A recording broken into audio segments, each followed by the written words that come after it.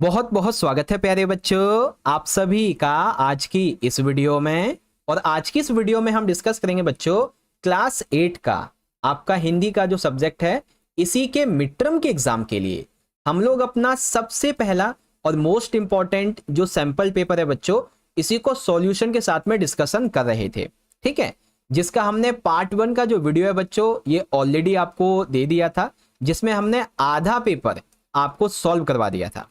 ठीक है, अब जो हमारी ये आज की वीडियो है, ठीक है, आज वाली वीडियो, इसमें हम इसी के पार्ट 2 को डिस्कस करने वाले हैं।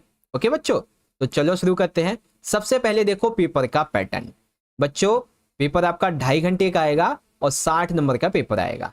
पेपर में आपके कुल मिलाकर 11 प्रश्न होंगे और 4 खंड होंगे। जैसा कि अभी आपको मैंने बताया कि मैंने आपको पार्ट 1 करवा दिया है, ये मैंने डन करवा दिया। अब देखो पार्ट 1 में क्या समझा था, तो हमने खंड का पूरा देख लिया था, जिसमें आपके 2 प्रश्न थे और उप प्रश्नों की संख्या 8 थी, ये हमने डिस्कस कर लिया था। खंड खा जो है बच्चों, इसमें आपका एक ही प्रश्न था और इसमें 10 उप प्रश्न थे, तो ये भी हमने डिस्कस कर लिया था। अब जो खंड गा है ना, इसके हमने 3 क्वेश्चन डिस्कस कर लिए थे खंड गा के। अब बाकी के जो आपके 3 क्वेश्चन बच रहे हैं उनको इस वीडियो में देखेंगे, और खंड घा जिसमें आपके 2 प्रश्न व्याकरण वाले हैं वो इस वीडियो में देखेंगे। ओके बच्चों, तो पूरा समझ में आ गया ना कि हम क्या क्या डिस्कशन करने वाले हैं। बच्चों आप सभी को वीडियो अच्छी लगे तो वीडियो को ज्यादा से ज्यादा लाइक करें, अपने सभी दोस्तों में जरूर से शेयर करें। कमेंट बॉक्स में आप मुझे अपना फीडबैक जरूर बताएं, वीडियो कैसी लग रही है, आपको समझ में आ रहा है या नहीं। और आप चैनल को सब्सक्राइब करके इस तरीके से बेल नोटिफिकेशन को ऑल पे सेट करना है, ताकि जब भी कोई नई वीडियो आए आपके 8वीं क्लास की, तो आप उसकी तैयारी कर पाओ। ठीक है बच्चों, तो क्या आप तैयार हो पार्ट 2 की वीडियो को समझने के लिए और हर एक क्वेश्चन को अच्छे से अंडरस्टैंड करने के लिए? Are you ready? तो चलिए बच्चों शुरू करेंगे। ओके, तो देखो प्यारे बच्चों, पिछली वीडियो में यानी कि पार्ट 1 के अंदर हमने अपना खंड नंबर का जो है ये बहुत अच्छे से समझ लिया था। ठीक है, पैसेज और इससे संबंधित एमसीक्यू क्वेश्चन आंसर, फिर दूसरा क्वेश्चन भी अच्छे से हमने डिस्कशन कर लिया था। ठीक है, फिर जो हमारा आया था खंड नंबर खा, ये भी हमने बहुत अच्छे से सॉल्व किया था बच्चों, जिसमें हमारे 10 प्रश्न थे, उपसर्ग प्रत्यय संधि विच्छेद समास वगैरह A to Z। ठीक है, फिर आया था बच्चों हमारा खंड नंबर का पाठ्य पुस्तक वाला। अब इसमें पहले आपकी जो कविता वाला क्वेश्चन था, इससे संबंधित एमसीक्यू हमने डिस्कस किए थे बच्चों। ठीक है, फिर कविता से संबंधित 2-2 नंबर के क्वेश्चन डिस्कस किए थे हमने। ठीक है, फिर हमने 3-3 नंबर के कविता वाले क्वेश्चन देखे थे। अब जो हमारा आज की इस वीडियो का टॉपिक शुरू होगा, वो शुरुआत होगी बच्चों इसकी क्वेश्चन नंबर 7 से। इसमें कहा गया है कि पठित गद्यांश पर आधारित, पठित गद्यांश यानी कि आपकी वसंत किताब के जो पार्ट हैं, जो चैप्टर्स हैं, उनकी बात की जा रही है। इसके आधार पे आपको बहुविकल्पीय प्रश्नों के सही विकल्प चुनकर आंसर लिखने हैं। तो बच्चों ये है हमारा पैसेज, जिसे हमें पढ़ना है, और फिर इसे पढ़ने के बाद हमसे पूछे जाएंगे कुछ एमसीक्यूज।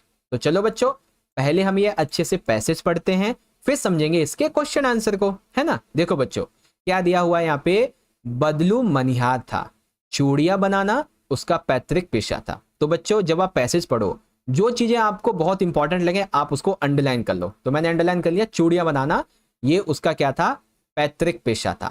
ठीक है, इंपॉर्टेंट है ये। वास्तव में वह बहुत ही सुंदर चूड़ियां बनाता था। उसकी बनाई हुई चूड़ियों की खपत, खपत का मतलब होता है बच्चों यूज करना, है ना, बहुत ज्यादा था। उस गांव में तो सभी स्त्रियां, यानी कि बदलू के गांव में तो सारी स्त्रियां उसकी चूड़ियां पहनती ही थी, बल्कि आसपास के गांव के जो लोग थे वो भी बदलू से चूड़ियां ले जाया करते थे। लेकिन बदलू पता है कभी भी चूड़ियों को पैसे के बदले नहीं बेचता था। ठीक है, तो फिर कैसे बेचता था भाई, वो बेचता था वस्तु विनिमय के माध्यम से।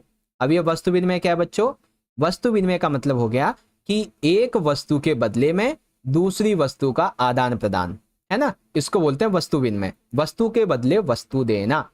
ओके, आगे देखते हैं बच्चों। तो यहाँ पे कहा गया है कि बदलू स्वभाव से बहुत सीधा था। लेखक कहता है मैंने देखा कि बदलू ना बहुत स्वभाव से ना सीधा साधा है, वो कभी भी किसी से झगड़ता नहीं था। लेकिन हाँ, जब कोई शादी विवाह का अवसर हो तो वो एक जिद पकड़ लेता था।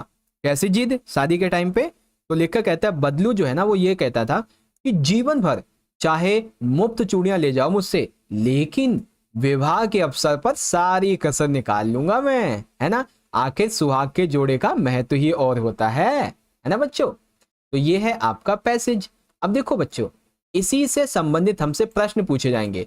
तो आप सभी बच्चे ये जो एमसीक्यू क्वेश्चन है ना आपके, आप मुझे इनका आंसर करके बताते चलो, ठीक है ना, या फिर आप मन ही मन इनका आंसर करते चलो जिससे आपकी प्रैक्टिस हो जाए। देखो बच्चों, पहला प्रश्न, बदलू का पैतृक पेशा क्या था बच्चों?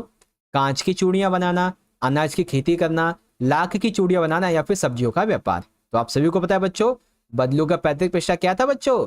लाख की चूड़ियां बनाना, है ना। तो आपका ये वाला ऑप्शन ठीक हो जाएगा। दूसरा है प्रश्न, शादी विवाह के अवसर पर बदलू किस बात के लिए जिद पकड़ लेता था बच्चों? तो अभी अभी हमने पढ़ा था, आवश्यक चीजें लेने के लिए, चूड़ियां उपहार में देने के लिए, अधिक धन लेने के लिए, फिर बिना मूल्य के चूड़ियां देने के लिए। तो अभी हमने क्या देखा था कि चाहे जीवन भर उससे कोई फ्री में चूड़ियां ले जाए, लेकिन शादी के टाइम पे वो अपनी आवश्यक चीजें लेने के लिए जिद पकड़ लेता था। ठीक है, तो आपका पहला वाला ऑप्शन यहाँ पे सही हो जाएगा।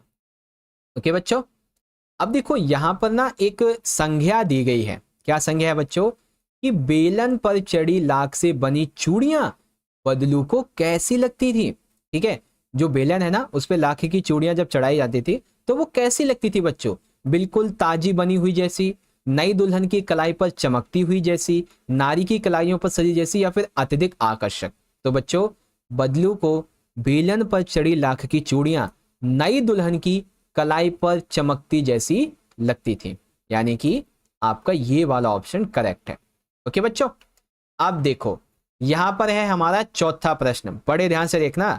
अध्याय के अनुसार दिए गए शब्द और उनके अर्थों को ध्यानपूर्वक पढ़ो। तो बच्चों यहाँ पे हमें कई शब्द दिए गए हैं, पैतृक है, वस्तु विनिमय है, डलिया है, चाव है। तो ध्यान से देखना, पैतृक का मतलब क्या होता है बच्चों? पूर्वजों का, पिता से प्राप्त हुआ या पुश्तैनी। पैतृक मतलब जो पीढ़ी दर पीढ़ी चला आ रहा हो, जैसे आपके परदादा, फिर दादा, फिर आपके पिता, फिर आप, ठीक है, फिर आपके बेटे, फिर आपके बेटे के बेटे। तो ये होता है पैतृक, पिता से प्राप्त, पुश्तैनी जिसे कहते हैं। ठीक है, फिर आता है वस्तु विनिमय, पैसे से ना खरीद कर एक वस्तु के बदले दूसरी वस्तु लेना। जैसे जो बदलू था वो चूड़ियों के बदले अनाज या फिर कुछ और ले लिया करता था, इसे वस्तु विनिमय कहते हैं। डलिया क्या है बच्चों? तो डलिया जो है ये बांस का बना एक छोटा सा पात्र है। अगर आप यूपी से बिलोंग करते हैं, बिहार से बिलोंग करते हैं, तो आपको डलिया का मतलब बहुत आसानी से पता होगा, है ना। चाव का मतलब होता है रुचि या कोई तीव्र इच्छा। तो बच्चों 1 2 3 4 जितनी बातें हमें यहाँ पे दी गई हैं सारी हमारी सही है, A to Z यहाँ पे सही है। ओके बच्चों, अब देखो ये तो हो गए हमारे यहाँ पे चारों के चारों प्रश्न। तो ये प्रश्न कितने नंबर का था हमारा? 4 नंबर का। आशा करता हूं समझ गए होंगे बच्चों। चलो अब देखिए प्रश्न नंबर 8, बहुत आसान है। पठित पाठों के आधार पर निम्नलिखित 3 प्रश्नों में से आपको किन्हीं 2 प्रश्नों के उत्तर देने, 2 नंबर के 2 क्वेश्चन है। ओके, तो बच्चों पहला प्रश्न, बदलू का स्वभाव कैसा था? शादी ब्याह में वह कैसी जिद करता था? तो बच्चों बदलू का स्वभाव कैसा था? बहुत ही सिंपल सी बात है, अभी अभी हमने देखा था बच्चों। बदलू का स्वभाव जो है ना बेहद सरल और निष्कपट व्यक्ति वाला था, यानी कि बदलू स्वभाव से बहुत ही सरल, ईमानदार, बिना छल कपट वाला व्यक्ति था। बदलू कभी भी विवाद नहीं करता था, कभी भी किसी से झगड़ा नहीं करता था। ठीक है, 1 नंबर तो आपका इसका आंसर हो गया। अब 1 नंबर मिलेगा इस वाले क्वेश्चन का। देखो, शादी विवाह के अवसर पर सुहाग की चूड़ियों के बदले बदलू अपनी मन चाही कीमत वसूलने की जिद कर बैठता था। वो कहता था कि मैंने पूरी जिंदगी भर भले ही तुम्हें फ्री में चूड़ियां क्यों ना दी हो, लेकिन सुहाग की चूड़ियों का महत्व ही अलग है। आज मैं अपनी मनचाही कीमत वसूलूंगा। इसके बदले में वो कुछ कपड़े, कुछ ज्यादा अनाज, पगड़ी या फिर रुपए पैसे तक ले लिया करता था। ओके बच्चों, तो ये चीज है। चलो ये तो हो गया हमारा पहला वाला प्रश्न। अब देखिए इसी का दूसरा वाला प्रश्न हमसे क्या कहता है, लेखक और उसके मित्र कहां जा रहे थे? लेखक को वश वृद्ध क्यों लगे? यानी कि लेखक जो है ना उसके मित्र आखिर जा कहां रहे थे, और लेखक को वश वृद्ध यानी कि बूढ़ी क्यों लगी थी, इस तरीके से बताना है। ठीक है, तो देखो बच्चों बहुत ही सिंपल सा है।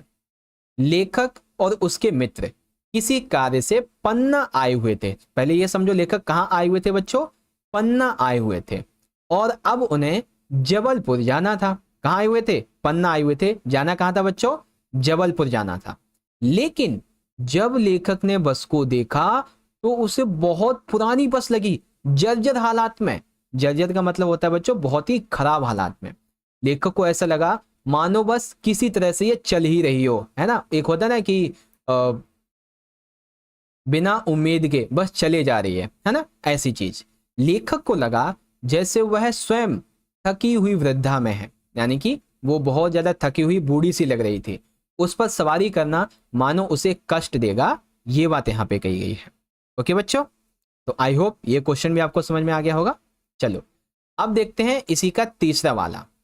आज महान मूल्यों के प्रति हमारी आस्था क्यों कमजोर हो रही है, ये बताइए। यानी कि बच्चों आज हमारे जो महान मूल्य हैं, हमारी जो संस्कृति है बच्चों, आज हमारी आस्था जो है ना इसके प्रति कमजोर हो रही है।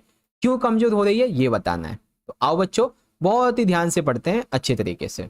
देखो आज हमारे समाज में ऐसा देखा जा रहा है कि ईमानदारी और मेहनत करके अपनी जीविका चलाने वाले लोग संघर्ष करते हैं। बच्चों ये सही बात है, आज के टाइम पे जो लोग मेहनत करते हैं और ईमानदारी से अपना पैसा रुपया कमाते हैं, जीवन जीते हैं, वो बहुत ही संघर्ष करते हैं, बहुत ज्यादा उन्हें कठिनाइयां झेलनी पड़ती हैं।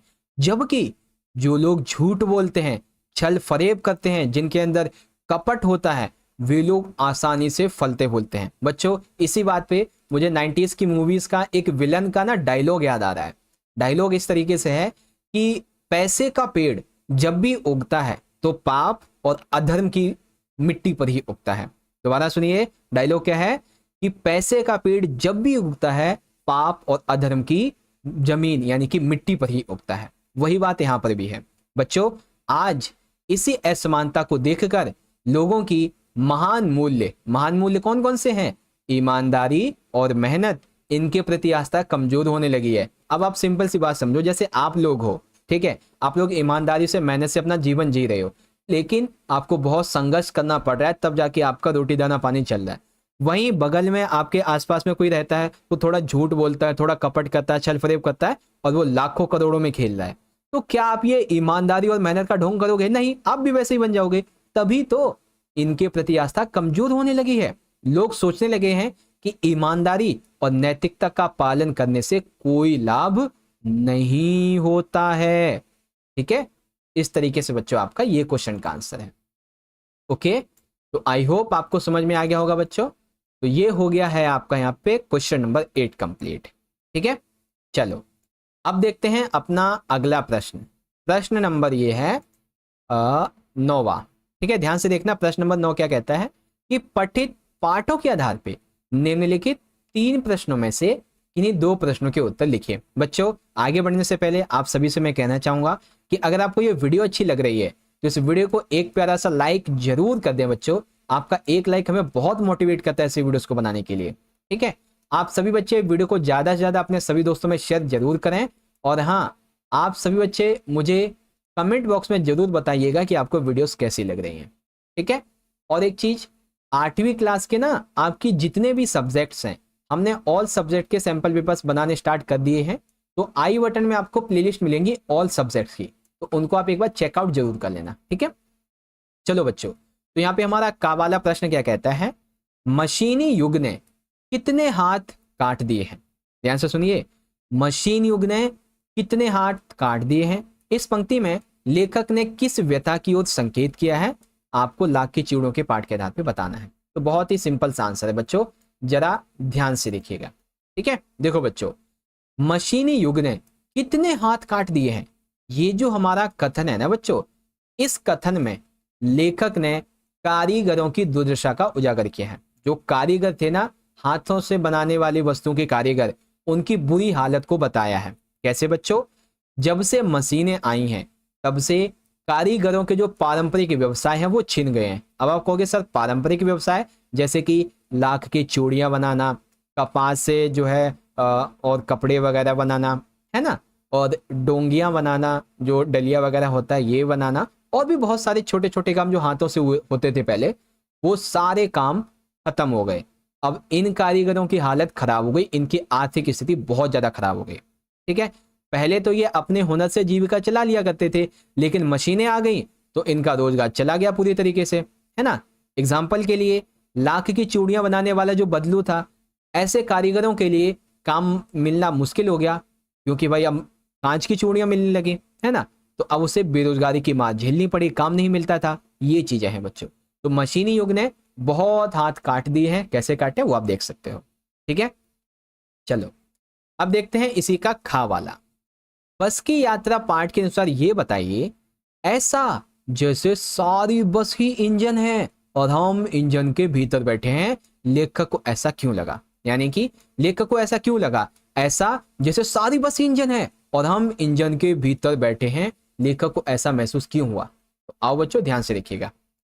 देखो बच्चों क्या लिखा हुआ है, जब बस के चालक ने बस को स्टार्ट किया तो पूरी बस में एक अजीब सी धड़कन उत्पन्न हो गई। जैसे हमारा दिल धड़कता है ना, वैसे ही जैसे ही ड्राइवर ने बस को स्टार्ट किया, ऐसा लग रहा था जैसे कि बस की जो धड़कन है वो चालू हो गई हो, दुक दुक दुक दुक दुक दुक दुक दुक, इस तरीके से। इंजन में कंपन से पूरी बस कांप उठी। इंजन के अंदर जो कंपन हो रहा था उससे पूरी की पूरी बस कांप उठी और यात्रियों को ऐसा लगा मानो वे खुद किसी इंजन के भीतर बैठे हों। ऐसा लग रहा था यात्रियों को बच्चों। इंजन के चलते ही, यानी कि बस के स्टार्ट और इंजन के चलते ही हर यात्री अपनी सीट पे बैठा बैठा हिलने डुलने लगा, मानो वे भी इंजन का ही हिस्सा हो। ठीक है, इंजन की तेज आवाज से ऐसा प्रतीत हो रहा था जैसे पूरी बस इंजन में तब्दील हो चुकी हो और यात्रियों को इसके भीतर समा जाना पड़ा हो। ठीक है बच्चों, तो ये है आपका आंसर। चलो अब देखते हैं इसी का अगला वाला प्रश्न। इसमें क्या कहा गया, ध्यान से देखिएगा बच्चों। तीसरा प्रश्न, लेखक ने स्वीकार किया है कि लोगों ने उन्हें भी धोखा दिया है, फिर भी वह निराश नहीं है। आपके विचार से इस बात का क्या कारण हो सकता है? यानी कि लेखक ने यह स्वीकार किया कि लोगों ने उन्हें भी धोखा दिया है। ठीक है, लेखक कहता है मुझे भी लोगों ने धोखा दिया है, लेकिन मैं फिर भी निराश नहीं हूं। ऐसा क्या कारण है भाई? तो देखो, ओके, तो चलो बच्चों शुरू करते हैं इसके आंसर को। देखो बच्चों क्या लिखा हुआ है, लेखक का मानना है कि जीवन में कुछ लोगों से धोखा मिलने का अर्थ ये नहीं है कि पूरी दुनिया से अच्छाई समाप्त हो गई है। यानी कि 2 4 5 लोगों से अगर आपको धोखा मिल गया तो इसका ये मतलब नहीं है कि पूरी दुनिया में सब धोखेबाज ही हैं, अच्छाई समाप्त हो गई, ईमानदारी समाप्त हो गई है, ऐसा बिल्कुल भी नहीं है। ठीक है, आगे लेखक कहता है कि मैंने स्वीकार किया कि कई बार मुझे धोखा तो मिला है, लेकिन उसने ये भी देखा कि अधिकतर लोग ईमानदार होते हैं, मददगार होते हैं। यदि वे सिर्फ नकारात्मक अनुभवों को याद रखेंगे, यानी हम सिर्फ धोखों को याद रखेंगे, फिर तो भाई हमारा किसी पर भी विश्वास करना बहुत कठिन हो जाएगा। ठीक है, लेकिन उसने उन घटनाओं को भी देखा है जब अजनबियों ने भी उसकी मदद की है, उसकी हिम्मत बढ़ाई है, उसकी ईमानदारी लौटाई है। जैसे एग्जाम्पल के लिए टिकट बाबू का लेखक को बचा हुआ पैसा लौटाना, बस कंडक्टर का निस्वार्थ भाव से बच्चों के लिए दूध लाना, ये सभी ये दिखाता है कि मानवता अभी भी जीवित है। यही कारण है कि लेखक निराश नहीं होता और समाज में अच्छाई पर विश्वास बनाए रखता है। ठीक है बच्चों, तो इस तरीके से आपका ये आंसर हो गया और यहां पे हमारे ये तीनों क्वेश्चन हो जाते हैं पूरे। ओके बच्चों, आई होप आपको सारी चीजें अच्छे समझ में आ गई होंगी। तो चलो अब शुरू करेंगे बच्चों अपने अगले खंड को। ठीक है, अगला है बच्चों हमारा खंड नंबर 5वां, रचनात्मक लेखन का। कौन सा बच्चों? रचनात्मक लेखन। अब इसमें देखो दरअसल है क्या, तो क्वेश्चन नंबर जो 10th है, इसमें आपको कहा गया है 3 विषयों में से किसी भी एक विषय पर आपको अनुच्छेद लेखन करना है। अनुच्छेद लिखना है, 6 नंबर का आपका क्वेश्चन है और अनुच्छेद लेखन 6 मार्क्स आपके फ्री के नंबर हैं बच्चों। बस क्या करना है, जो आपका टॉपिक है इसके बारे में जितनी जो भी आपको कुछ आता है वो अच्छे से लिखते जाओ, स्टेप बाय स्टेप पूरे नंबर मिलेंगे। जैसे बच्चों यहाँ पे हमारा एक पहला पॉइंट है वायु प्रदूषण। ठीक है, तो पहले आपको मैं वायु प्रदूषण वाला पूरा का पूरा एक अनुच्छेद पढ़ के बताता हूं, फिर अगला वाला आपको बताऊंगा। ठीक है, तो टॉपिक है वायु प्रदूषण। वायु प्रदूषण आज के समय की एक गंभीर समस्या है। वायु प्रदूषण मुख्य रूप से कारखानों, वाहनों, प्लास्टिक के जलाने से और धूम्रपान जैसी गतिविधियों के कारण होता है। तो वायु प्रदूषण कैसे होता है बच्चों? कारखानों से, वाहनों से, प्लास्टिक के जलाने से और धूम्रपान से। वायु में धूल, धुएं और हानिकारक गैसों की मात्रा बढ़ने की वजह से हमारे स्वास्थ्य पर बहुत गलत प्रभाव पड़ते हैं।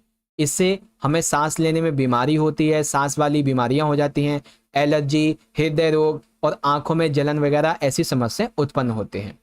वायु प्रदूषण पर्यावरण को भी नुकसान पहुंचाता है, जैसे जलवायु परिवर्तन होना, है ना। अगर वायु प्रदूषण होगा तो सिंपल सी बात है, इससे हमारा जो जलवायु परिवर्तन है वो भी होगा, प्राकृतिक संसाधनों को भी नुकसान पहुंचेगा। अब बारी आती है कि वायु प्रदूषण कम कैसे कर सकते हैं बच्चों। तो वायु प्रदूषण को कम करने के लिए हमें ज्यादा से ज्यादा पेड़ लगाने चाहिए, हमें केवल सार्वजनिक जो परिवहन है इनका उपयोग करना चाहिए, हमें उन वाहनों का उपयोग करना चाहिए बच्चों जिनमें जो हरित गैस है, सीएनजी वगैरह ये यूज की जाती है, और अपने निजी वाहनों का कम प्रयोग करके औद्योगिक उत्सर्जन को नियंत्रित, यानी कि फैक्ट्री से ना जो धुआं वगैरह निकलता है उसको नियंत्रित करना चाहिए। वायु प्रदूषण को रोकना हम सभी की जिम्मेदारी है। यदि हम सतर्कता से और जिम्मेदार बने तो हम स्वच्छ वायु और स्वस्थ जीवन को सुनिश्चित कर सकते हैं बच्चों। ठीक है, तो ये हुआ वायु प्रदूषण के ऊपर आपका अनुच्छेद। दूसरा टॉपिक है बच्चों मोबाइल का प्रभाव। ठीक है, तो मोबाइल के प्रभाव के ऊपर भी आपको अनुच्छेद बता देते हैं। ठीक है, देख लो बच्चों, बहुत ही सिंपल सा लिखना है। आज के युग में मोबाइल हमारे जीवन का अभिन्न अंग बन चुका है। नो डाउट, बहुत ही एकदम कड़वी सच्चाई है कि मोबाइल हमारे जीवन का अभिन्न अंग बन चुका है।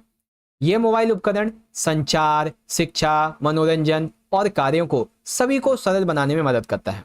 मोबाइल की मदद से हम दोस्तों से, परिवार से, टीचर से, स्टूडेंट से, अपने कॉलेज कलीग्स, फ्रेंड्स सभी के संपर्क में रह पाते हैं और दुनिया भर की जानकारी, इंफॉर्मेशन, नॉलेज प्राप्त करते हैं सिर्फ एक बटन, एक क्लिक पे। ठीक है, ऑनलाइन शिक्षा, बैंकिंग, सरकारी सेवाएं आजकल मोबाइल के माध्यम से आसानी से उपलब्ध हो जाती हैं। हालांकि मोबाइल का बहुत ज्यादा उपयोग और गलत तरीके से यानी कि असंतुलित उपयोग आपके स्वास्थ्य, आपके मानसिक और सामाजिक जीवन पर गलत प्रभाव, नकारात्मक प्रभाव डाल सकता है। लंबे समय तक मोबाइल के इस्तेमाल से आंखों की समस्या उत्पन्न हो सकती है, नींद में कमी आ सकती है, मानसिक तनाव बढ़ सकता है, ऐसी समस्या पैदा हो सकती है। इसके अलावा बच्चों सोशल मीडिया पर गलत जानकारी भी जो है ना वो स्प्रेड हो जाती है, फैल जाती है, समय की बर्बादी बढ़ जाती है। इसीलिए मोबाइल का उपयोग संयमित और जिम्मेदारी पूर्वक करना आवश्यक है। यदि इसे सही दिशा में इस्तेमाल किया जाए तो यह हमारे जीवन में सुविधा, ज्ञान और सुरक्षा का महत्वपूर्ण साधन बन सकता है। ओके बच्चों, तो इस तरीके से आपका ये वाला हो गया। अब यहां पर आप सभी ने मेरे साथ मिलके जो आपका क्वेश्चन नंबर 10th है अनुच्छेद लेखन का, ये पूरा कर लिया। अब बाल मजदूरी और उसके जो प्रभाव हैं इसको लेकर देखो मैंने लिखा हुआ है अच्छे तरीके से, आप चाहो तो इसे पढ़ लेना। वैसे तो मैंने आपको दो तो बता ही दिए हैं, एक ये हो गया, आप यहाँ से पढ़ लीजिएगा। ठीक है, चलो बच्चों अब शुरू करते हैं अपने अगले प्रश्न को। ओके, क्वेश्चन नंबर 11 बहुत जरूरी प्रश्न है बच्चों, बड़े ध्यान से देखिएगा। ठीक है, क्वेश्चन नंबर 11 है कि किसी एक विषय पर आपको 80 से 100 शब्दों में पत्र लिखना है। अब सुनो ध्यान से, पेपर में क्या होगा बच्चों, आपको पत्र वाले केवल 2 क्वेश्चन मिलेंगे। जैसे आप देख रहे हैं ना, मैंने आपको यहाँ पे 3 क्वेश्चन दे रखे हैं, लेकिन आपको पेपर में सिर्फ 2 ही क्वेश्चन देखने को मिलेंगे। चाहे वो अधिकारी को लिखना हो, प्रिंसिपल को लिखना हो, या फिर आपको जन्मदिन के मतलब अपने किसी सगे संबंधी को लिखना हो, तीनों में से कोई 2 आएंगे। लेकिन आपको हम जो 5 सैंपल पेपर करवाएंगे ना बच्चों, इन 5 में ही हम आपको इन तीनों की अलग अलग प्रश्न करवा देंगे। तो मान के चलो 5 लेटर आप अधिकारी वाले तैयार कर लेंगे, 5 लेटर आप प्रिंसिपल वाले, और 5 लेटर आप अपने सगे संबंधियों वाले तैयार कर लेंगे। तो आपके 6 नंबर तो पक्के होने वाले हैं। बस ध्यान से आप देखते चलिए। ओके, आ गया समझ में अच्छे तरीके से जो भी बोला? Very good. देखो हमारा का वाला प्रश्न क्या कहता है, आप रजत या रजनी हैं, आपके क्षेत्र में जगह जगह कचरा और गंदगी का ढेर लगा हुआ है जिससे बीमारी फैलने का खतरा बढ़ गया है। इसी की सूचना देते हुए स्वास्थ्य अधिकारी को एक पत्र लिखना है। ठीक है, जगह जगह कूड़ा कचरा गंदगी फैली हुई है इसके बारे में। तो आओ बच्चों शुरू करेंगे। देखो आपका जो पत्र है ना, स्पेशली आपका जो अधिकारी वाला पत्र है, ध्यान से सुन लो बच्चों, मैं जो कह रहा हूं ध्यान से इसको समझिएगा। ठीक है, देखो आपका जो अधिकारी वाला पत्र है ना, इसका एक छोटा सा फॉर्मेट है। क्या, इसको अपना 3 पार्ट में फॉर्मेट को डिवाइड कर दो, पार्ट 1, पार्ट 2 एंड पार्ट 3। बच्चों पार्ट 1 के अंदर हम 3 चीजें लिखते हैं, ध्यान से सुनते चलिए। सबसे पहले लिखते हैं हम अपना पता, ठीक है, सबसे पहले हम अपना पता लिखते हैं, फिर हम लिखते हैं एक लाइन छोड़कर दिनांक, और फिर लिखते हैं प्राप्तकर्ता का पता। प्राप्तकर्ता मतलब आप जिसको ये पत्र भेज रहे हो, और फिर लिखते हैं बच्चों विषय, ठीक है। फिर जो आपका दूसरा वाला बॉडी पार्ट होगा, इसमें आपका जो भी टॉपिक है वो टॉपिक क्या है, ठीक है, उससे संबंधित क्या क्या हो रहा है, ठीक है, उस समस्या से कैसे निपटा जा सकता है, ये सब लिखते हैं। और तीसरे में आप अपने उसको एंड कर देते हैं। ओके, तो सबसे पहले देखो, सबसे पहले हमने लिखा है ये वाला अपना पता, ये बच्चों हमारा पता है, ठीक है, अपना पता यानी कि हमारा पता। तो हम रहते हैं हाउस नंबर 100 शांति निकेतन कुंज, करोल बाग, दिल्ली में। इसके बाद आपको एक लाइन का गैप देना है बच्चों, ठीक है, मैं लिख भी देता हूं, ये है आपकी गैप लाइन, ठीक है। फिर आप लिखेंगे डेट, जैसे मैंने लिख दिया बच्चों 20 मार्च। डेट के बाद में फिर आपको एक गैप लाइन देनी है, मैं फिर से लिख देता हूं बच्चों, डेट के बाद फिर से गैप लाइन, और फिर आप लिखेंगे बच्चों प्राप्तकर्ता का पता। किसका बच्चों? प्राप्तकर्ता का पता। और किसको भेज रहे हैं बच्चों आप? स्वास्थ्य अधिकारी को, करोल बाग दिल्ली, ये। और फिर से अब आप एक लाइन छोड़ेंगे, ठीक है, एक लाइन आप फिर से छोड़ेंगे बच्चों, यहां पे लिखेंगे विषय, गंदगी के कारण उत्पन्न हुई समस्याओं पर ध्यान आकर्षित करने हेतु पत्र। ओके, अब यहां पर आपका शुरू होगा अगला वाला, मान्यवर। मैं रजत रजनी आपके क्षेत्र का निवासी हूं। इस पत्र के माध्यम से गंदगी और कचरे के ढेर की समस्या पर ध्यान आकर्षित करना चाहता हूं। हमारे क्षेत्र में जगह जगह कचरे के ढेर लगे हुए हैं, जिससे न केवल वातावरण गंदा हो रहा है बल्कि बीमारियों का खतरा भी बढ़ रहा है। डेंगू, मलेरिया ऐसी बीमारियां फैलने का डर बना हुआ है। इस समस्या के समाधान के लिए नगर निगम को नियमित सफाई अभियान चलाना चाहिए और कचरे का निस्तारण यानी कि कचरे का सही ढंग से जो निपटान है उसकी करने की व्यवस्था जरूर करें, सही तरीके से लागू करें। आपसे निवेदन है कि इस मुद्दे को शीघ्र अतिशीघ्र इस पर कदम उठाएं। फिर आप करेंगे एंडिंग, धन्यवाद भवदीय रजत रजनी और आपका मोबाइल नंबर, ठीक है। तो अधिकारी को पत्र आपको इस तरीके से लिखना होता है। पहले आप लिखेंगे बच्चों अपना पता, एक गैप लाइन, फिर आपकी डेट, फिर गैप लाइन, प्राप्तकर्ता का पता, फिर गैप लाइन, फिर आपका विषय, फिर गैप लाइन, फिर आपका स्टार्टिंग।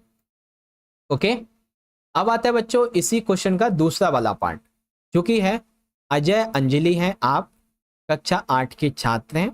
आपके बड़े भाई का विवाह होने जा रहा है। आप इस अवसर पर विवाह समारोह में सम्मिलित होना चाहते हैं। विवाह समारोह में सम्मिलित होने के लिए विद्यालय से 2 दिन की छुट्टी लेना चाहते हैं। तो प्रधानाचार्य को अवकाश पत्र लिखिए, यानी कि आपको जैसे सिक लीव आप देते हैं ना, वैसे ही एक आपको लीव लिखनी, लेकिन हिंदी में। तो कैसे लिखेंगे बच्चों? सेवा में प्रधानाचार्य महोदय, राजकीय वरिष्ठ माध्यमिक बाल बालिका विद्यालय, नई सड़क, करोल बाग, दिल्ली। विषय 2 दिन के अवकाश हेतु प्रार्थना पत्र। तो ये तो हो गया हमारा इंट्रो। महोदय या महोदया, सविनय निवेदन यह है कि मेरे बड़े भाई का विवाह, दिनांक जो भी है आप डेट यहां पे लिख सकते हैं, ठीक है। ध्यान रखिएगा बच्चों, आपको एक डेट यहां पे नीचे भी लिखनी है, ठीक है, एक डेट आपको यहां बिल्कुल नीचे भी लिखनी है। मैं यहां पे लिख देता हूं डेट, ठीक है, यहां पे भी लिखनी है। तो मान लेते हैं दिनांक 30 सितंबर को निर्धारित है, ठीक है, यहां पे मैंने लिख दिया बच्चों 30 सितंबर 2025 को निर्धारित है। यह हमारे परिवार का बहुत ही महत्वपूर्ण अवसर है जिसमें मेरी उपस्थिति अनिवार्य है। विवाह समारोह की तैयारियों में मेरी भी जिम्मेदारी है, इसीलिए मुझे 2 दिन का अवकाश लेना अति आवश्यक है। अतः मैं आपसे प्रार्थना करता हूं कि कृपया मुझे दिनांक, ठीक है, आप लिख सकते हैं 28 सितंबर 2025 से 30 सितंबर 2025 तक 2 दिन का अवकाश प्रदान करने की कृपा करें। मैं आपको ये आश्वासन दिलाता हूं कि विद्यालय लौटने पर मैं अपनी पढ़ाई पूरी करने में कोई कोताही नहीं बरतूंगा। आपकी अति कृपा के लिए मैं सदा आभारी रहूंगा। धन्यवाद। आपका आज्ञाकारी शिष्य अजय अंजलि, कक्षा 8, रोल नंबर, दिनांक, ठीक है। तो इस तरह से आपको अपने किसी भी प्रिंसिपल को पत्र लिखना है तो आपको ऐसे लिखना होगा। एंडिंग कैसे करनी है समझ गए बच्चों? चलो अब आता है सबसे आखिरी वाला पत्र जो कि बहुत ही आसान है। आपका नाम सौरभ या काव्य है, अपने मित्र को उसके जन्मदिन पर हार्दिक शुभकामनाएं देते हुए पत्र लिखिए। किसे लिखना है? अपने दोस्त को। अब आप हो गए हैं, दोस्त को कौन पत्र लिखता है? एक मैसेज भेजेंगे, बस हो गया हैप्पी बर्थडे विश, है ना। लेकिन हमें तो लिखना पड़ेगा ना भाई, ठीक है। देखो, प्रिय, फिर आपके मित्र का नाम, जो भी है आपके मित्र का नाम काका आप लिख देंगे, ठीक है। प्रिय मित्र, स्नेहपूर्ण नमस्कार। तुम्हारे जन्मदिन के इस विशेष अवसर पर मैं तुम्हें ढेरों शुभकामनाएं देता हूं। भगवान करे यह दिन तुम्हारे जीवन में खुशियां, स्वास्थ्य, सफलता और आनंद लेकर आए। तुम्हारा हर दिन नई उमंग और उत्साह से भरा रहे। मित्र, तुम्हारी मित्रता मेरे लिए बहुत अनमोल रही है। तुम्हारे साथ बिताए गए समय की यादें मुझे हमेशा हंसी और खुशी देती हैं। मैं आशा करता हूं कि हमारा यह मित्रता का बंधन हमेशा मजबूत और अटूट बना रहे। इस अवसर पर मैं यही प्रार्थना करता हूं कि तुम्हारे सभी सपने पूरे हों और जीवन में हमेशा सकारात्मकता, आनंद बना रहे। तुम्हारे जन्मदिन की खुशियां हमारे लिए भी प्रेरणा का स्रोत हैं। एक बार फिर से तुम्हें जन्मदिन की ढेरों शुभकामनाएं। तुम्हारा प्रिय मित्र सौरभ या काव्या। ठीक है, तो इस तरीके से आप इसको लिखेंगे। बच्चों, सबसे आसान है किसी सगे संबंधी को पत्र लिखना, बहुत आसान है सगे संबंधी वाला पत्र, है ना, जैसा कि आपने अभी तक यहां पर देखा। तो इस तरीके से बच्चों आपको मैंने जो तीनों पत्र थे इनकी प्रैक्टिस बहुत अच्छे से करवा दी है। अब आप सभी बच्चों को आज की ये वीडियो अच्छी लगी है बच्चों, तो इस वीडियो को एक प्यारा सा लाइक जरूर कर देना बच्चों, क्योंकि आपका एक एक लाइक हमें बहुत मोटिवेट करता है ऐसे ही और भी वीडियोस बनाते रहने के लिए। ठीक है, अपने सभी दोस्तों में वीडियो को ज़्यादा से ज़्यादा जरूर शेयर करना, और आप सभी बच्चे मुझे कमेंट बॉक्स में अपना फीडबैक जरूर दे के जाना बच्चों, कि जो इस पेपर के पार्ट 2 के अंदर हमने आपको क्वेश्चन समझाए हैं, इससे आपके मिड टर्म के लिए जो आपकी प्रिपरेशन है, आपकी जो प्रैक्टिस है वो कैसी हुई है, ताकि मुझे भी तो पता चले कितनी तैयारी आपकी हो रही है। इन वीडियोस के माध्यम से हमारी मेहनत रंग ला रही है या नहीं। ओके बच्चों, तो चलो मिलते हैं आपसे अगली वीडियो में। तब तक के लिए आप पढ़ते रहिए, अपना ख्याल रखिएगा। बहुत बहुत धन्यवाद। जय हिंद, जय भारत, वंदे मातरम।